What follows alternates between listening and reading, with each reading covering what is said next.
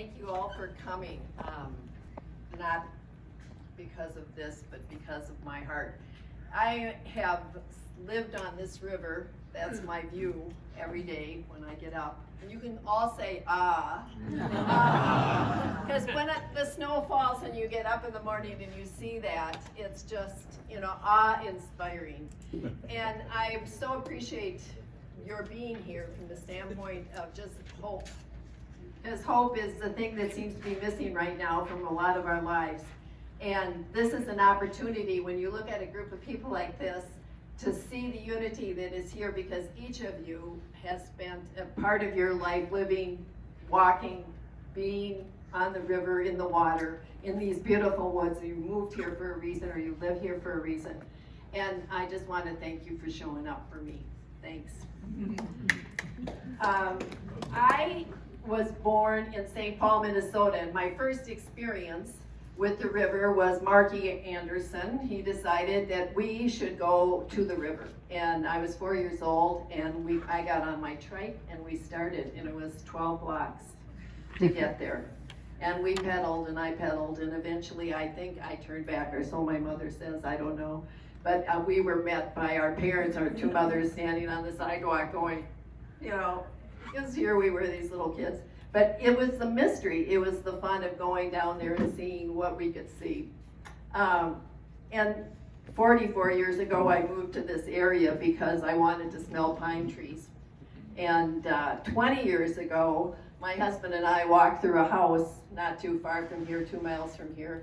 And we just walked through the house. It was an open house. We walked through it. And we walked down to the river, and we knew we had found our home. I didn't even know what that house was about, but I knew I had found this piece of land, and this was my place in the world. And so I'm here because of that, because of this land. This land talks to me, this water talks to me every day, and I listen. And I'm hoping for whatever you guys are hoping for. We want to survive, we want our waters to survive, and we want to be responsible citizens. So we're going to get together now, we're going to share our energy and create some synergy, because the hope here too is that we will all continue to meet together and to work together to make this possible. And so on your table, or at your table, there are some papers and for you to write on, and I think on the longer tables I'm going to ask people to kind of divide into 2 groups, because 5 or 6 people is about the most that you could hear in this group. That we have a table monitor who's going to talk to you about the rules. Just refresh that in your mind. And but this is the time for you to tell your story too, and how you came to be here, and how what you've heard tonight from these wonderful speakers, what that means to you, and how does it relate to your river story. As a part of the Nature Conservancy effort here, we have been having house parties, and we always start the house parties by talking about our own river story.